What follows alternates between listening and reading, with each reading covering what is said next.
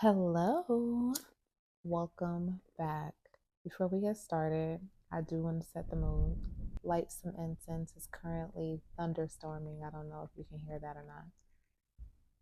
Hey, welcome back. I missed you guys. I don't know if one video a week is enough. Recently, I was asked to discuss femininity and strong women.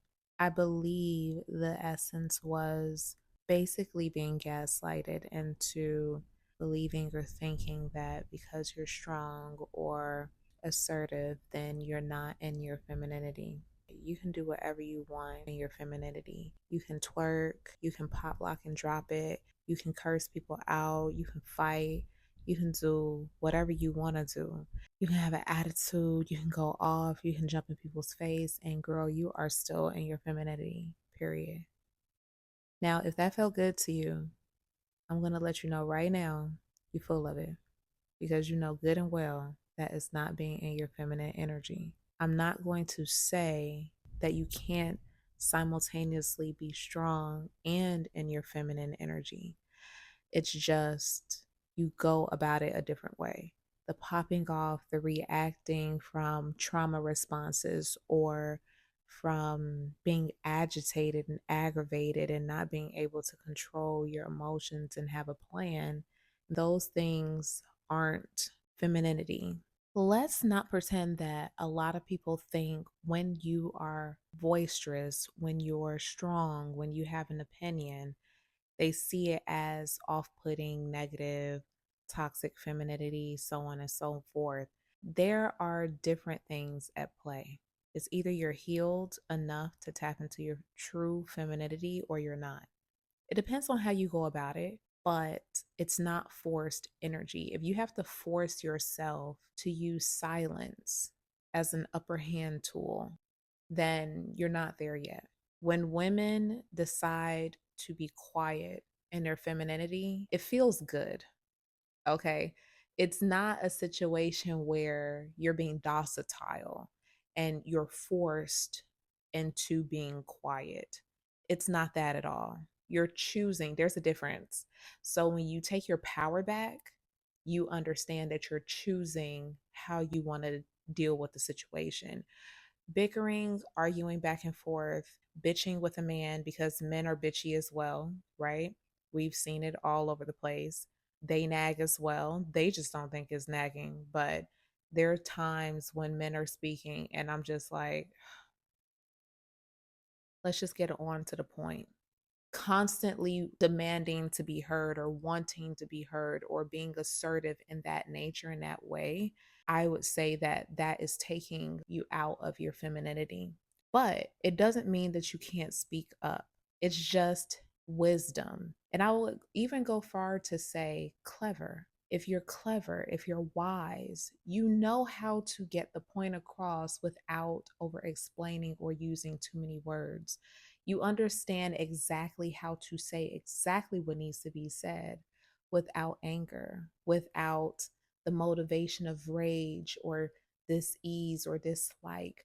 You're coming from a place that is very calm and reserved. And it's something that I remember hearing for a really long time where people used to say, keep it cute. It's really challenging and difficult to understand exactly what I'm saying when I describe femininity because I can use the same word and it means something different for everyone, right? Because all of this knowledge, all of this language and lingo that I use will strongly depend on where you are in unlocking your femininity. Let's put it like this. Maturity and wisdom is understanding that you say a lot more when you say less. It is all in body language. It's all in energy. And this is why it does not help to not be healed. Because when you're not healed and you hold resentment and you hold a lot of weight in your aura and being, it's very challenging to see what is truly in front of you. Men, no matter whether they're aware or not aware, they are very sensitive to body language, incredibly sensitive to silence. When a woman gets silent, they get scared. because you have no longer chosen to share things verbally. You're now in here. And when you're in here, because they don't have an intuition that they lean strongly into, because remember, they think analytical thinking is the most powerful tool you can possibly have. So they're not able to read you when you're silent. Literally, two heads of a coin: forced silence and docile silence. And shut up, I don't want to hear what you're saying. So you're scared, you're going to be quiet, or you're intimidated, so you're going to be quiet. And there's self control, accountability, morality, integrity, understanding wisdom, what it means to be silent in certain instances. You all may or may not know that I have a son. He's almost a teenager. When I'm loud, boisterous, angry, so on and so forth, I can hit him in a certain way internally, right? But when I'm silent, that's when he's coming around to kind of see what's going on. Like, oh my goodness, what what is she doing? What is she up to? When I get quiet, that means I'm thinking. That means I'm planning. That means I'm pondering. And if I decide not to share, but I have I caught that. Mm, I know what to do now. I'm not sharing my battle plans with you, because when I'm quiet, typically I'm having a whole discussion. I'm sorting a lot of things out without you being involved. You don't know what move I'm going to make. Most people want you predictable. Why? When you're predictable, they can plan and make moves around what they predict you're going to do. And if their predictions are correct, they win. But when you're quiet and you don't give out necessary information that they would need in order to know how to combat whatever you're going to do next, that leaves them lost. If you don't have self control, if you cannot come to terms with, this person agitated me, but what is God teaching me right now? What is God saying to me right now? Let me take a step back and assess the situation. If you don't have that inkling, you have a lot of work to do. You do. And it's time to be honest with ourselves about that.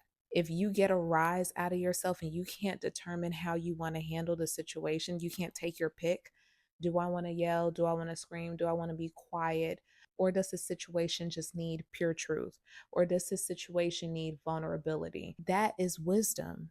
To take a moment, to take a breath and assess what is the best thing, not just for me, but for the entire situation. What's balanced in the entire situation? What is the best foot forward? What is the best move right now? If you don't have that and you're yelling and you're screaming and you didn't plan 5 steps ahead, let me tell you all something. Being feminine is far from being a victim. You can't be a victim and be in your feminine energy. Being in your feminine energy, you understand you're 20 steps ahead in every direction. And you don't have to overthink for this. You just understand patterns. You understand what people are showing you, not just what they're telling you. And listen, Pooh, being Delulu is not the Salulu. You have to ground yourself. You have to get into the wisdom of self and understand and assess exactly what's going on.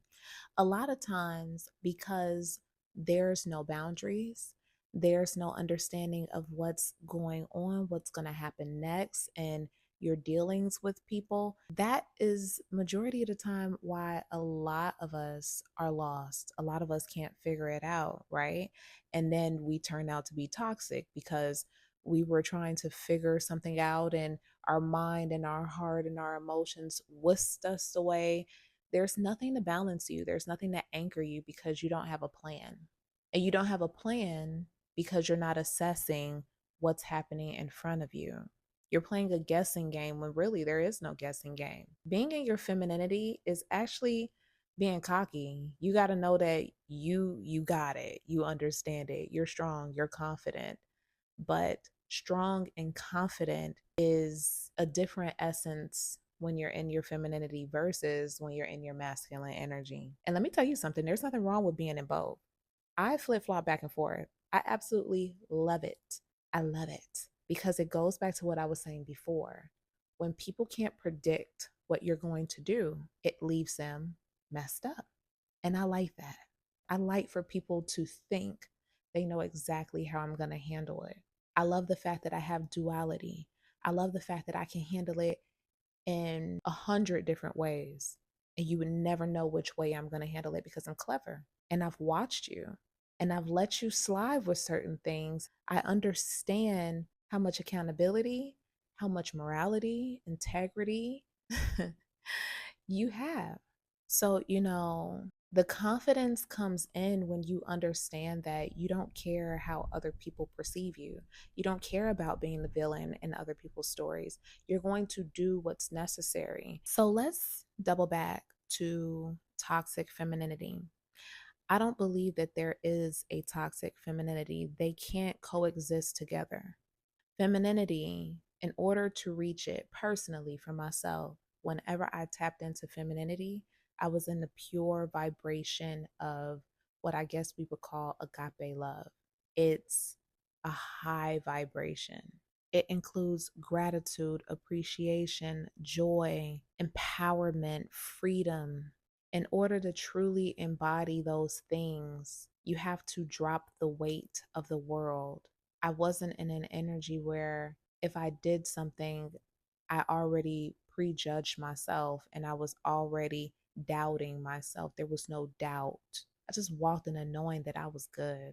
And now everything I experienced that day or whatever was to come in my existence was for me and it was going to nurture me. And I was going to be able to express that in a more creative, beautiful way. Think about what I just said. If you're arguing, if you're yelling, if you're angry, resentful, mad, you want to post a tweet, you want to post a status, you want to post a subliminal, does that feel empowering? Does that feel like joy? Does that feel like freedom? You constantly feel tied to a person and you swear it's your twin flame, and that doesn't sound free to me. I was free to move and operate the way I pleased. And when I'm in my femininity in partnership, I'm free to move as I please. There isn't a dwelling of if I leave the house for 7 hours and he's home by himself, what could he possibly do? What if he does this? What if he does that? I'm not there. Why?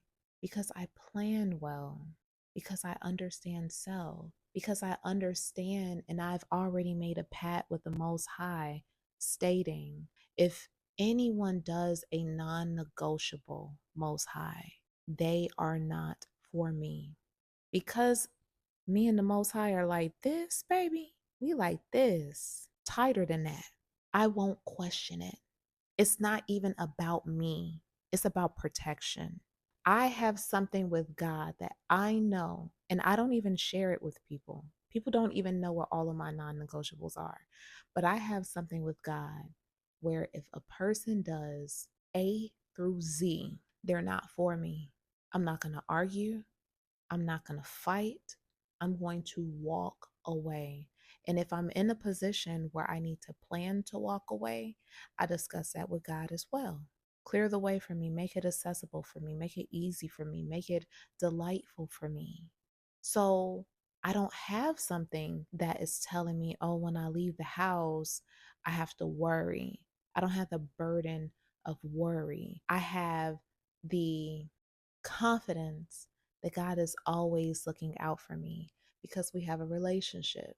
I understand if this person does this, I already know what time it is. And I'm actually happy about it. Knowing self and paying attention to your own patterns, I've come to realize that everybody after the last is better than the last. So I actually get excited to see what gift am I going to get next. I understand that about myself. And because I put so much work into myself, I understand it can't get anything but better. When you understand the facts and when you know how to manifest and when you know how to open up your heart space, when you know how to clear your energy, there's nothing to worry about. But there's no such thing as toxic femininity. If we get into the definition, okay, of toxic, toxic means very harmful or unpleasant in a pervasive or insidious way. That does not sound like femininity. I wish people would stop pairing words together that don't make sense. Femininity doesn't have time for it. Actually, if there were any type of toxic to femininity, it would be the intoxication one feels once it's left their life.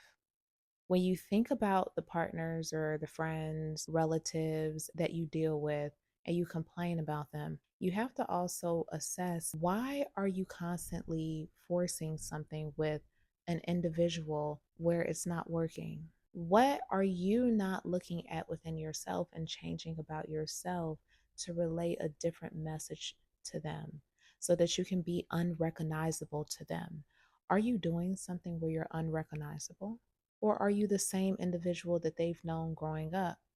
And if you are unrecognizable and you're getting irritated that they're treating you the same and you're not getting the respect you deserve, why haven't you removed yourself from this situation? Whenever you get information that's guiding you to operate differently and to take a different route, why do you get agitated instead of make the moves?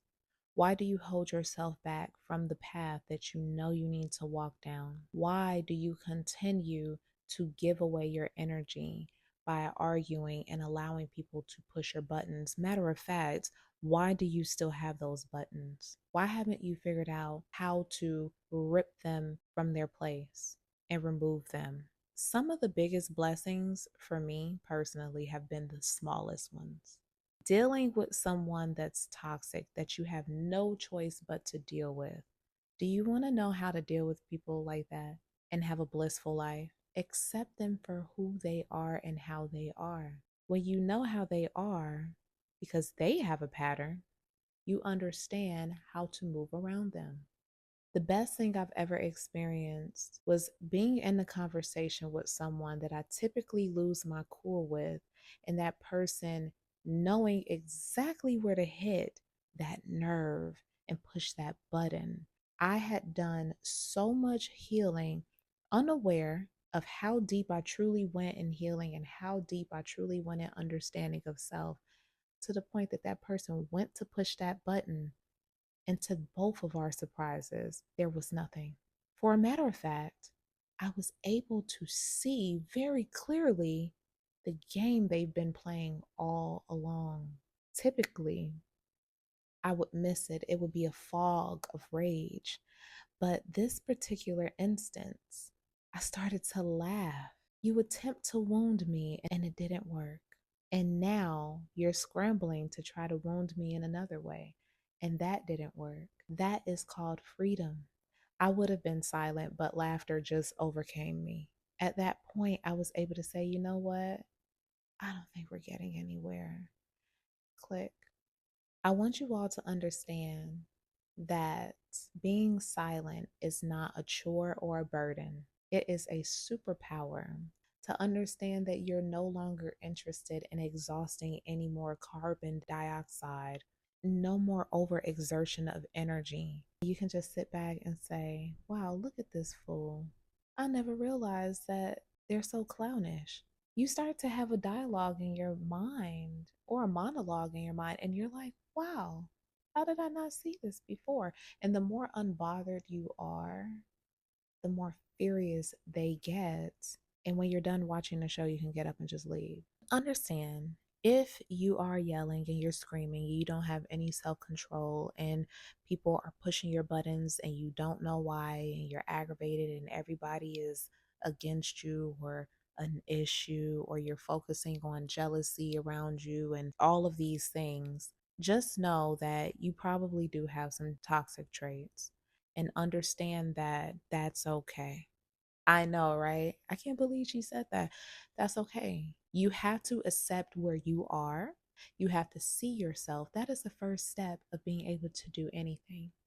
Even if you don't have a plan and you don't know how to fix it and you don't know how to become healed, at least understand and accept who you are right now. Forgive yourself for what you've done. You guys, do you think I've been like this my whole life? I'm sure that you can sense that I am a very strong spirit. I'm a warrior spirit. I have done some things.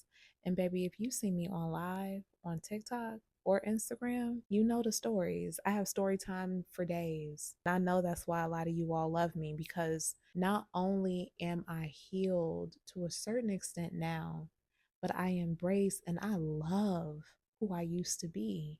My heart still goes out to her.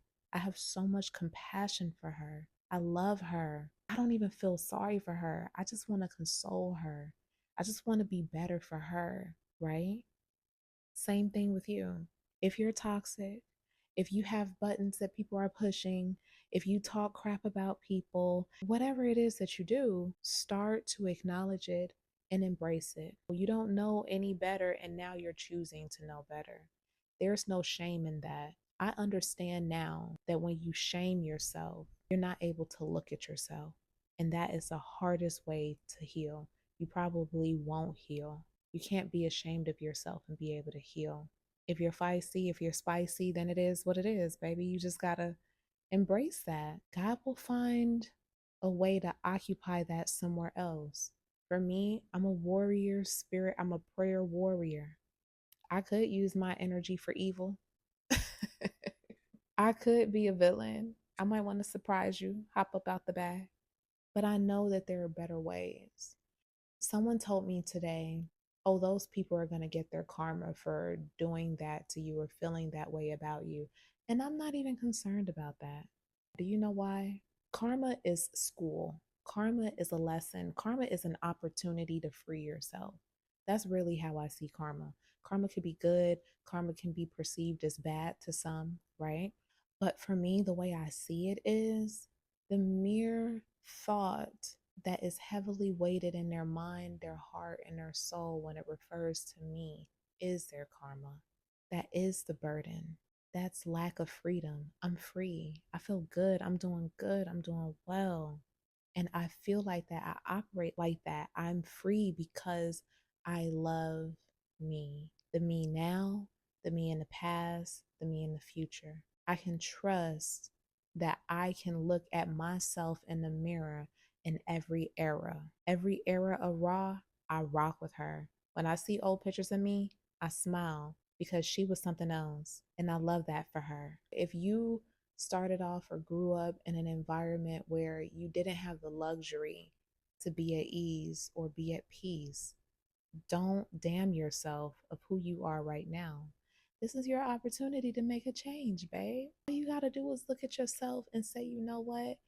That was wrong. I bust his car windows out. That was wrong. I beat that girl up. That was wrong. I stopped talking to that family member, didn't call them for their birthday. That was wrong. It was wrong how I handled it. It was wrong that I read them the filth. It was wrong that I dragged them. It was wrong, but it felt good. You may have handled things in a unfavorable way, but just understand that you have opportunity to choose a direction or a path that feels lighter on your spirit and lighter on your soul. And the more you let go, and I'm not saying let people get away with stuff, baby, you have to learn communication. You have to learn how to communicate. And communication does not mean controlling and forcing someone to operate and do what you want them to do. That is not communication. Communication is more of a I said it spirit. They heard me say it. They understood it. I understood it.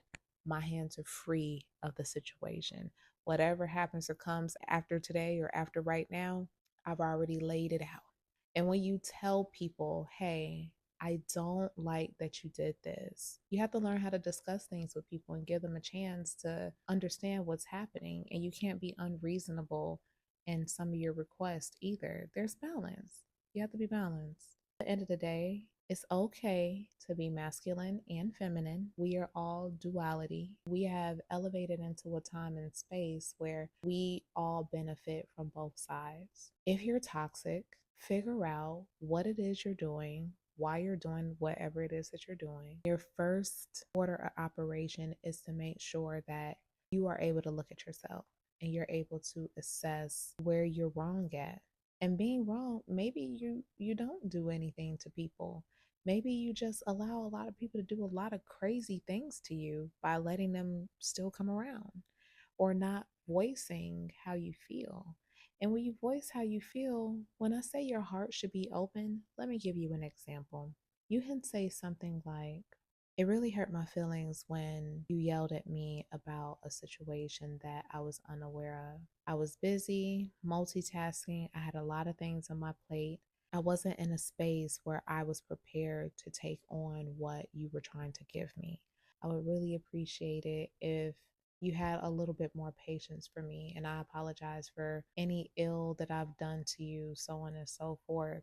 But it really makes me feel sad or it makes me feel insecure when you do blank. A lot of us can't even bring ourselves to say that. A lot of us can't tell the truth. You hurt my feelings. That really hurt my feelings. You made me feel unsafe. I don't feel secure in your presence. We don't do that because we have grown up in situations where the other person is toxic. The other person is weaponizing our emotions and our feelings. When you're dealing with people like that and you're honest and they try to weaponize what you said, or they try to use it to their advantage in another point of time, understand that they're showing you they do not care about you. I don't care who it is. Let me say that again. Come a little closer. I don't care who it is. A lot of people are incredibly selfish. And I'm not saying that so you all can be like, yeah, they're selfish. I'm saying that so you understand. Don't expect people to show up for you and put you first, right? Or even second or third. They've shown you over and over again they are selfish. It's an understanding, not ammo or revenge or resentment. Oh, that person's pretty selfish. Okay, now I know how to move going forward.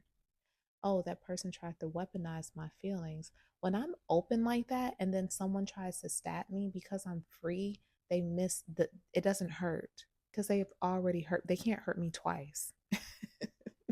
When I've made the decision to share how I feel and you respond in a very ignorant way or you weaponize what I said or whatever, you are showing me your true character. And now I know you don't deserve to be around me. I will never allow you the opportunity to do it again. Fool me once, shame on you. Fool me twice, can't put the blame on you. Fool me three times, F the peace sign, load the chopper, let it rain on you. That's where I'm going to leave you all at. That's my time. I hope that you all were able to gather something from this wonderful video, okay? And stay up, baby. Stay up. The storms aren't bad. They gonna pass. And when they pass, they help you clear a lot of stuff out, okay? I love you all. Peace, love, and a little bit of spice. I'll see you later.